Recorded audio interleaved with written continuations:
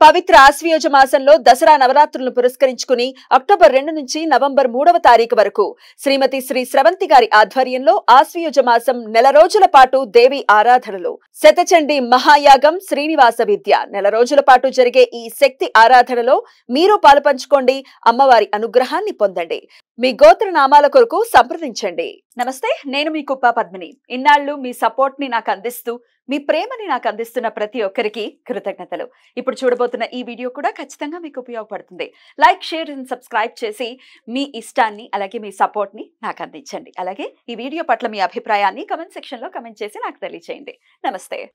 నమస్తే, welcome to our channel. నేను పద్మిని. ప్రస్తుతంతో పాటు ప్రముఖ ఆధ్యాత్మికవేత్త, ప్రముఖ న్యూమరాలజిస్ట్ లక్ష్మీ నరసింహస్వామి ఉపాసకురాలు శ్రీమతి స్రవంతి గారు మనతో పాటు ఉన్నారు. మాట్లాడదాం. నమస్తే అక్క.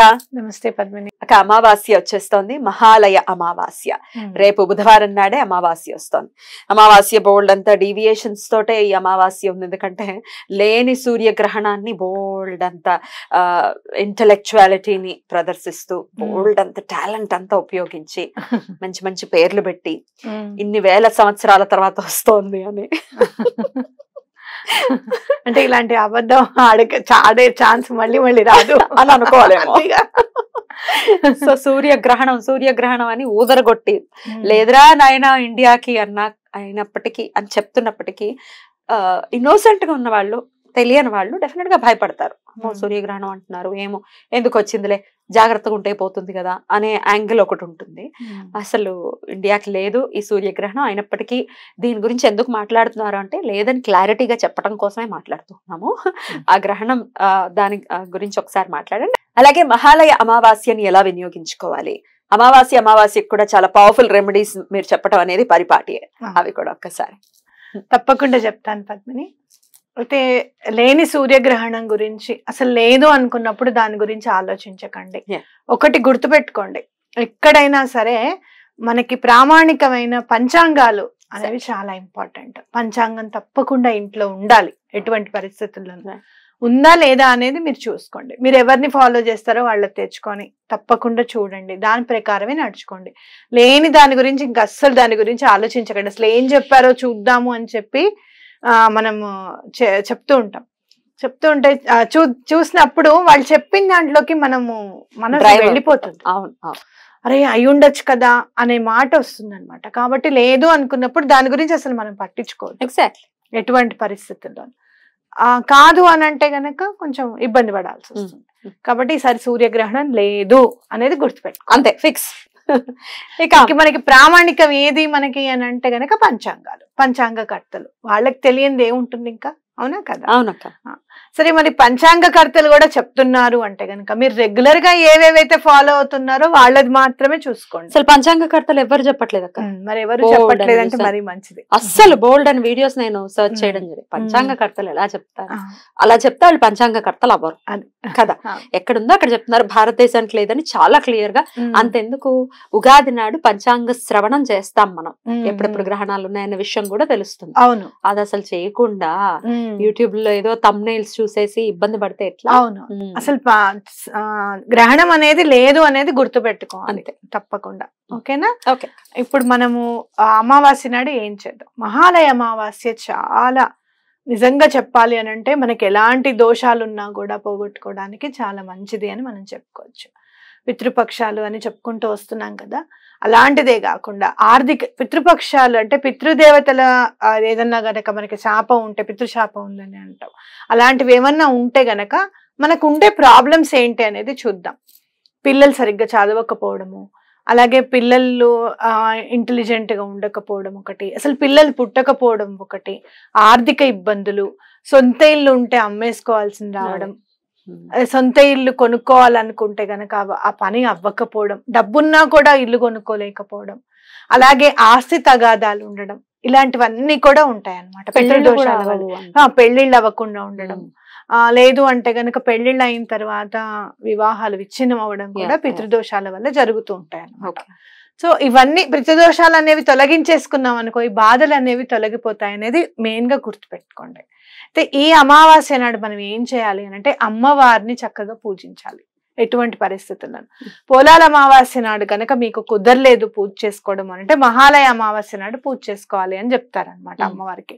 తప్పకుండా పూజ చేసుకోండి. మేమైతే కంద పిలక తీసుకొని వచ్చి పోలాల అమావాస్య నాడు కూడా చేస్తారు. ఒకవేళ మీకు అప్పుడు ఆ రోజు కుదరకపోతే అమావాస్య నాడు చేయండి అని చెప్పి చెప్తారనమాట. అలా చేసుకోండి. సరే మాకు అలాంటి ఆనవాయితీ అది లేదు అంటే కనుక మనం చెప్పే ఈ 2 రెమెడీస్ తప్పకుండా ఫాలో అవ్వమని నేను చెప్తాను అనమాట. అయితే ఇంకోటి మనం లింక్ చూసుకుంటే గనక ఈ పితృదోషాలకి సాటర్న్ కి శని భగవానుడికి చాలా లింక్ ఉంటుంది. ఆయన ఊరుకోడు, ఎవరిది లెక్కలు అప్పచెప్పేస్తాడు. ఇది నీదిరా ఇది నీదిరా అని చెప్పి చెప్తూ ఉంటాడు ఆయన. కాబట్టి ఆయనని ప్రసన్నం చేసుకోవడం ఎలా, ఆయన అనుగ్రహం పొందడం ఎలా అనంటే మనకి కనపడేది బ్లాక్ కలర్, బ్లాక్ రంగు దారం తీసుకొచ్చుకోండి. ఆ దారం తీసుకొని మీ ఇంటిలి 10 ఎవరెవరైతే ఉన్నారో వాళ్ళందరినీ నుంచోబెట్టి కొలతలు తీసుకోండి. ఇట్లా ఇప్పుడు ఒక మనిషి నుంచి ఉన్నాడు అనుకుందాం, ఇంత చిన్న పిల్లవాడు ఉన్నాడు, వాడు తల దగ్గర నుంచి కాలి బొట్టన్ వేలు వరకు ఎంత హైట్ దారం ఉందో చూసుకోండి. దాన్ని 7 వరుసలు చేయండి. 7 వరుసలు చేసి కట్ చేసి పెట్టుకోండి. అంటే మామూలు దారమైన మామూలు దారమే, మామూలు మిషన్ దారమే 7 వరుసలు ఇక్కడ నుంచి నకసిక్క పర్యంతం అంటారు కదా. అంతే. ఎలా అంటే ఇప్పుడు చిన్న బాబు ఉన్నాడు అనుకోండి, ఇక్కడ ఈ చిన్న బాబుకి ఇక్కడ తల ఉంది, బొటన్ వేలు వరకు తీసుకుంటే అదే కదా లాస్ట్ ఇంక మనకి, అవునా కదా. అక్కడ తీసేసుకున్న తర్వాత దాన్ని ఇట్లా 7 వరుసలు తీసేసుకోండి. తీసుకొని పక్కకు పెట్టుకోండి. 4 ఉన్నారనుకోండి, 4 అలా చేయండి, పక్కకు పెట్టుకోండి. అదంతా మనకి హాల్లో ఒక చిన్న ప్లేట్ లో కూడా పెట్టుకొని విడివిడిగా చిక్కుపడకుండా పెట్టేసుకోవచ్చు అనమాట. తర్వాత మీరు ఏం చేస్తారంటే ఆ రోజు గాని మీ అంతకు ముందు రోజు కానీ ఒక 8 కుంకుమ భరణలు తెచ్చుకోండి. అలాగే ఒక 8 బాదం పప్పులు తీసుకొచ్చుకోండి. ఓకేనా. 8 ఆల్మండ్స్ బాదం పప్పులు అంటే, అలాగే కుంకుమ కూడా కావాలి దీనికి. అలాగే కాటిక భరిణలు మీరు ఏవైనా తెచ్చుకోవచ్చు. కాటిక భరిణ 8 తీసుకొచ్చుకోండి. ఒక నల్ల రంగు బట్ట కూడా కావాలి మనకి. ఒక నల్ల రంగు బట్ట వేసేసి చక్కగా కుంకుమ దాంట్లో వేసి ఈ 8 బాదం పప్పులు 8 కాటిక భరిణలు వేసేసి మూట కట్టేసేసి ఇంట్లో పెట్టేసేయండి. పూజ రూమ్ లోనే పెట్టేసుకోండి చక్కగా. నెల రోజులు అలానే ఉంచండి. ఒక 1 month లో మీ ఆర్థిక ఇబ్బందులు నెమ్మదిగా తీరడం స్టార్ట్ అవుతుంది. ఇది అమావాస్య రోజు చెయ్యాలి. అమావాస్య రాత్రి చేయమంటారా? రాత్రి చేయండి. 2వ తారీఖు రాత్రి. అయితే మీరు ఏం చేస్తారు అని అంటే చక్కగా బట్టలో 8 కుంకుమ వేసేసి 8 బాదం పప్పులు 8 కాటిక భరిణలు వేసేసి దేవుడి దగ్గర అలా పెట్టేసేయండి. ఒక ప్లేట్ లో పెట్టేసేయండి. తెల్లారి మార్నింగ్ లేచి మూట కట్టుకోండి. కట్టేసేసి దేవుడి రూమ్ లోనే కింద ఎక్కడన్నా మీరు పెట్టేసుకోండి. షెల్ఫ్లు ఉంటాయి కదా, మనం కుంకుమ అవన్నీ అక్కడ పెట్టుకుంటాం కదా, అక్కడ పెట్టేసేసుకోండి. అలా ఉంచండి నెల రోజుల్లో మీ ప్రాబ్లమ్స్ నెమ్మదిగా సాల్వ్ అవుతూ ఉంటాయి. బ్యూటిఫుల్. మరి ఈ దారాన్ని ఏం చేయమంటారు? ఈ దారం ఏం చేయాలి అంటే నెక్స్ట్ డే మార్నింగ్ దారాల్ని కాల్ చేయడము లేకపోతే వాటర్ లో వేసేయడము చేయండి. ఇంట్లో ఎవరికైతే నెగటివ్ ఎనర్జీ ఉందనుకుంటున్నారో ఆ నెగటివ్ ఎనర్జీస్ అంతా వెళ్ళిపోతాయి. బ్లాకేజెస్ ఏమైనా ఉంటే డబ్బుకు సంబంధించినవి అవన్నీ కూడా వెళ్ళిపోతాయి. నెక్స్ట్ డే అన్ని కలిపి కాల్చేయచ్చా? విడివిడిగా కాల్చాలి, కాల్చేసేయండి. లేదు అంటే కనుక మీరు చక్కగా ఒక వాటర్ లో వేసేసి ఆ వాటర్ ని ఎక్కడన్నా మీరు బయట ఎక్కడన్నా చెట్లలో వేసినా పర్వాలేదు. యాక్చువల్ గా మనకి మేనిఫెస్టేషన్ దాంట్లో చెప్పింది ఏంటంటే కాల్చేయమని చెప్పారన్నమాట. కాల్చేస్తే చాలా మంచిది. అంటే నెగటివ్ ఎనర్జీని మనం పారద్రోలేస్తామని ఖచ్చితంగా చెప్పుకోవచ్చు అనమాట. బ్యూటిఫుల్. అట్లాగా మీకు చక్రాస్ లో ఏమన్నా బ్లాకేజెస్ ఉంటే కూడా ఈ రెమెడీ క్లియర్ చేస్తుంది అనమాట. ఈ బాదం పప్పుల్ని 1 month అది ఉంచమన్నారు కదా, 1 month తర్వాత ఏం చేయాలి? వాటర్ లో వేసేసేయండి. ఫ్లోయింగ్ వాటర్ లో ఎక్కడన్నా వేసేసేయండి. మీరు ఎక్కడ కుదిరితే అక్కడ మంచి నీళ్లు అనేది ఎక్కడైతే కనపడుతుందో అక్కడ వేయండి. యాక్చువల్ గా ఫ్లోయింగ్ వాటర్ లో వేస్తే చాలా మంచిది. లేదు అట్లా నది వైపు వెళ్ళడం లేదండి అంటే గనక ఎక్కడన్నా చెరువులో వేయండి. అద్భుతం. మంచి రెమెడీస్ ని తెలియజేశారక్క. డెఫినెట్ గా ఇవి చేసుకుని అటు దిష్టి దోషాల నుంచి బయటపడచ్చు, అలాగే ఆర్థిక పరమైనటువంటి ఇబ్బందుల నుంచి కూడా బయటపడచ్చు. చెక్ రెమెడీ మీరు చేసుకుని దానాలు ఇస్తారా? మీరు ఆల్రెడీ చెప్పారు కాబట్టి అవి కూడా చేసుకోవాలి. రైట్ అక్క, థ్యాంక్ యూ. నమస్తే.